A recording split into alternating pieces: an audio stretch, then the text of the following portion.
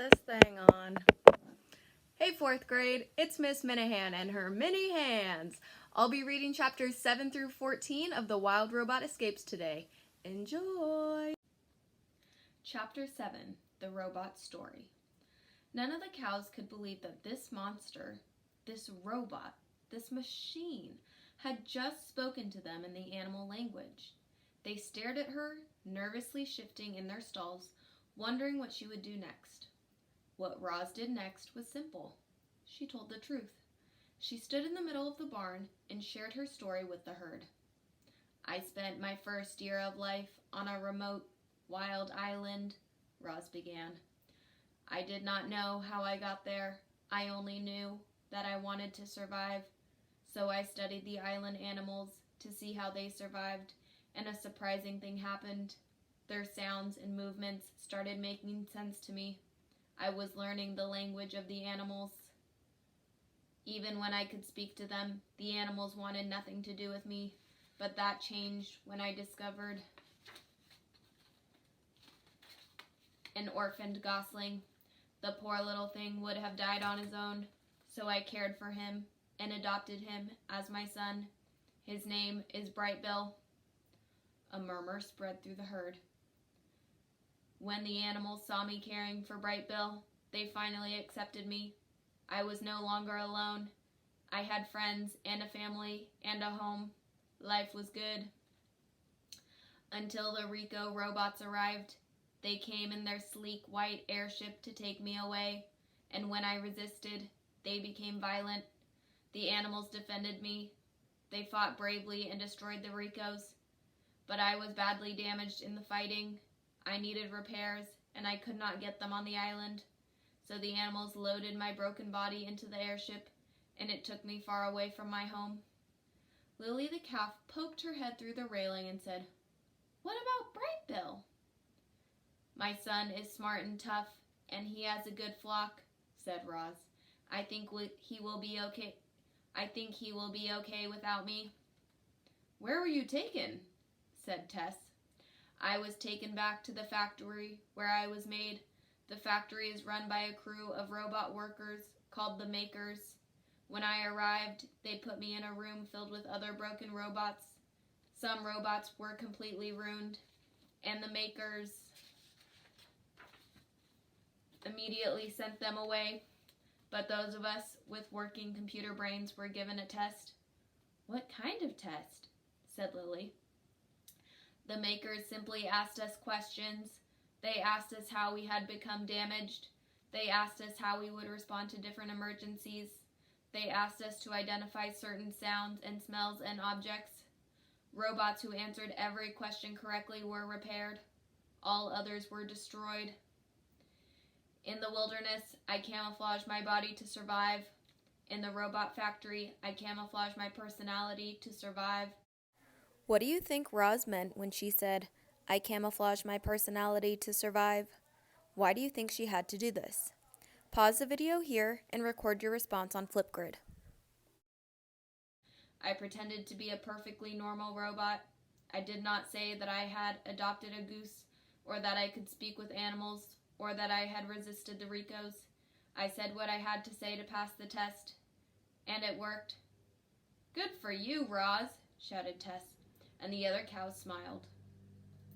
"The Makers shut me off, and when I awoke, my body was fixed, and I was on this farm.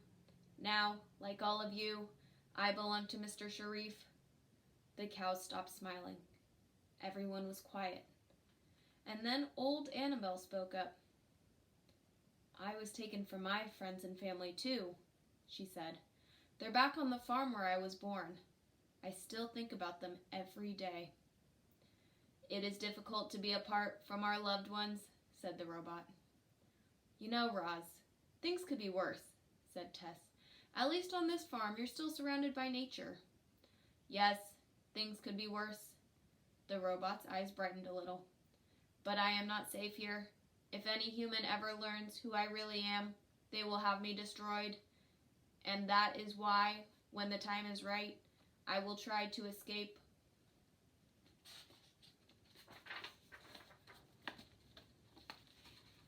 Chapter 8. the computer.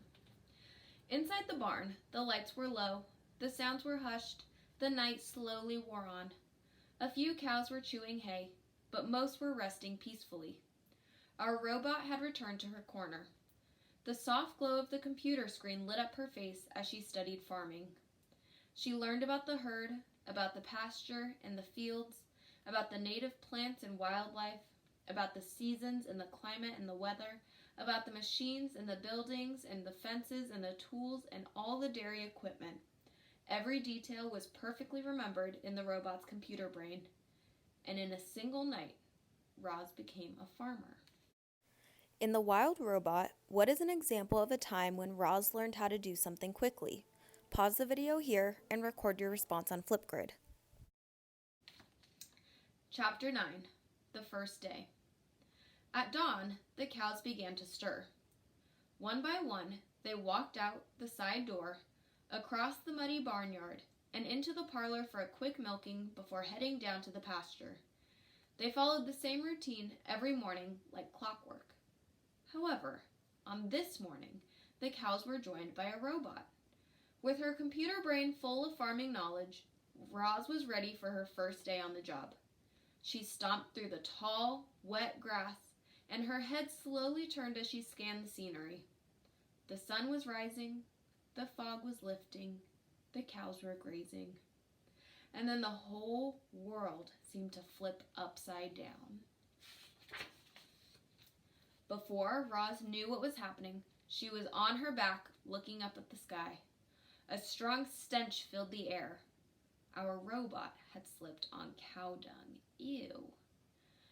The herd erupted into laughter.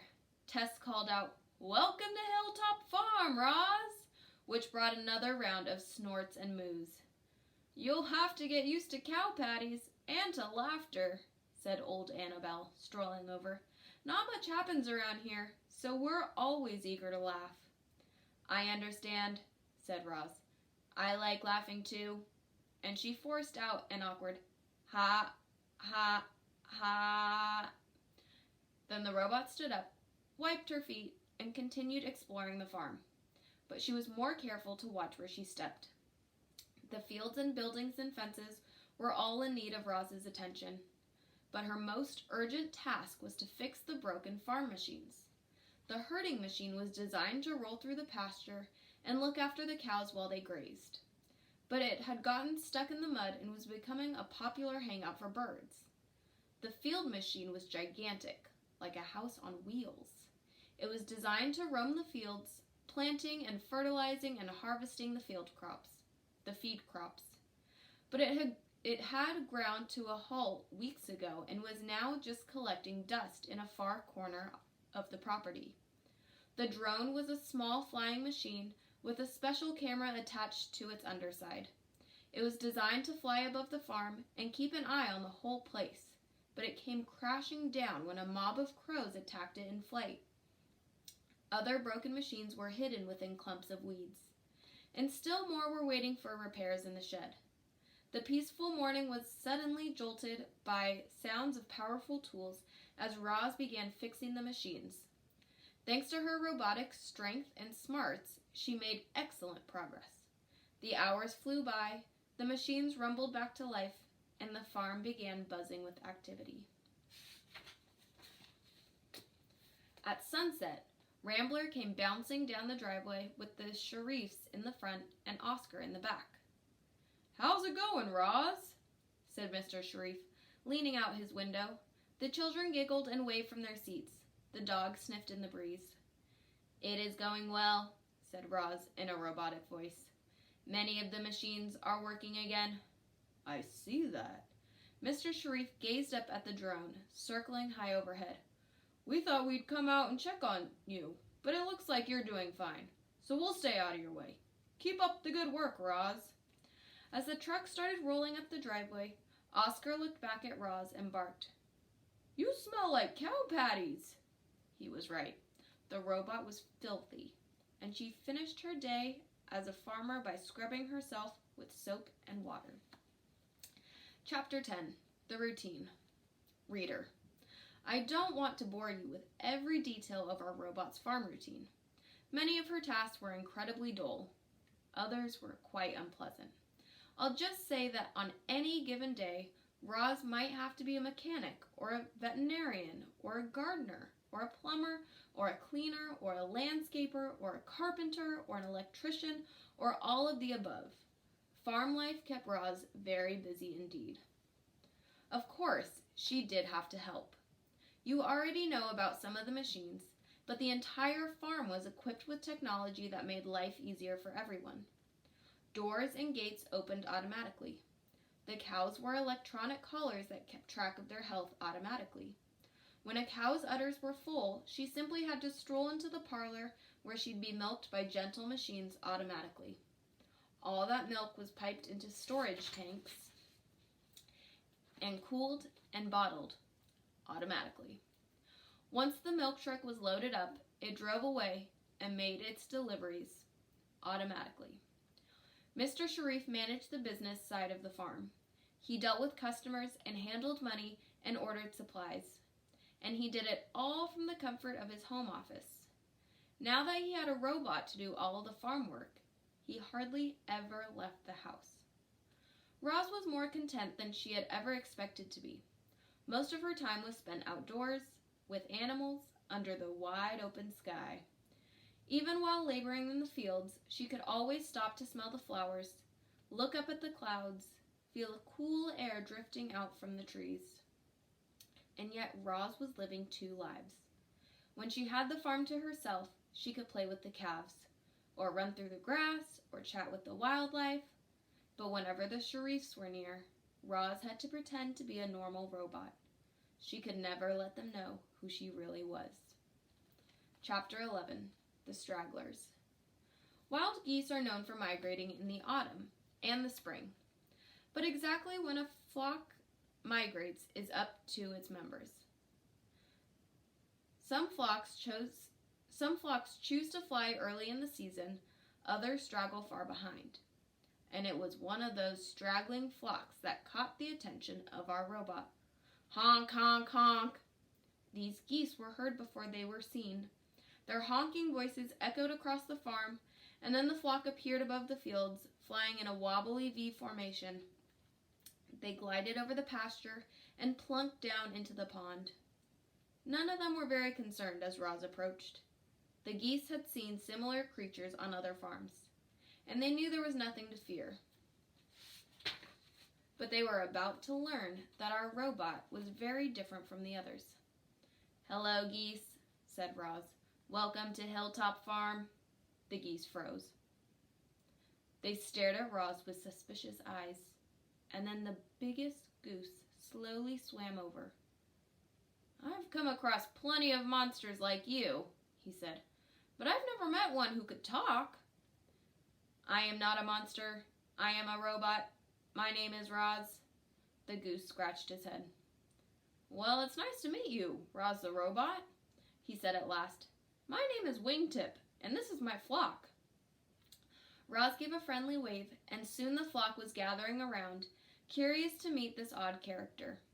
As you can imagine, the geese were shocked to learn that Roz had a goose for a son. They asked her all kinds of questions about Brightbill, and about her old life on the island, and about her new life on the farm. Then Roz asked them a question of her own. "Do you think Brightbill's flock would ever come this way on their migration?" "Doubtful," said Wingtip. "It sounds like his flock takes the eastern flyways. They'd never come this far west." The robot slumped with disappointment. "However, we geese are full of surprises," added Wingtip. "I'll promise you this, Roz. If we ever meet Brightbill, we'll point him in your direction." The talk was interrupted by giggling and barking. The children were taking their dog for a walk. Roz couldn't be seen chatting with geese, so she whispered a quick goodbye to her new friends and went back to work. And when she looked down at the pond later that day, she saw the flock was gone. Chapter 12. The Homesick Robot. We all feel homesick at one time or another. Even the robot felt something like homesickness. We've heard that phrase before. Roz belonged with her son and her friends on the island. She was determined to find her way back there. But how? If the robot was doing anything unusual, Mr. Sharif might have her destroyed. Roz had to be careful, so she calmly went about her farm work day in and day out. But all the while, the homesick robot was secretly planning her escape. Chapter 13. The Electronic Signal. Beep, beep, beep, beep. A message was flashing on Roz's computer. The drone was reporting that gusty winds had sent it spiraling into the neighbor's bean field. So the robot grabbed the big, heavy toolbox and marched out to clean up the mess. Roz found the flying machine upside down, with its landing gear poking above the rows of leafy plants. It had some scrapes and scratches, but no major damage. She flipped it over, brushed it off, and tightened a few screws. Then she said, "Return to Hilltop Farm." The engines started buzzing, and the machine lifted off the ground and flew home. As Roz marched back, she cut through a strip of forest that separated the two farms. There were trees and ferns and rocks and shrubs and small forest animals. It was a little piece of wilderness. And suddenly, the robot was thinking of that wild island she missed so much. Someday, she would try to run away and return to her true home. Was this the moment for her escape? Could it be as easy as sneaking off through these trees? No, it couldn't be that easy. Ahead, on the other side of the trees, Mr. Sharif was sitting in his pickup truck, watching Roz. Because of the robot's electronic signal, he knew she had stepped off the property, and he had raced out there to see what she was up to. Roz marched over to the truck, and Mr. Sharif leaned out his window. He had a serious expression on his face. "Don't ever leave the property without my permission. Understand?" How do you predict Roz might escape with Mr. Sharif monitoring her so closely? Pause the video here and record your response on Flipgrid. "I understand," said Roz. She understood all right. She understood that she was always being watched. She understood that she was trapped on Hilltop Farm. Chapter 14. The Sad Truth. That night, while everyone was sleeping, Roz stayed up with her computer and researched sneaky subjects. She looked for diagrams of her own body and for maps of the area and for any news that might help her escape. But the robot found nothing. The computer only let her access information about farming. She was cut off from the outside world. It was clear that if Roz wanted to escape from her new life, she would need help. But the cows didn't know how to escape, and Mr. Sharif would never let his robot leave. Who would possibly help Roz run away from the farm? Who is going to help save Roz? Do you think she'll escape? I don't know. Gonna have to check in next week to find out. Woo!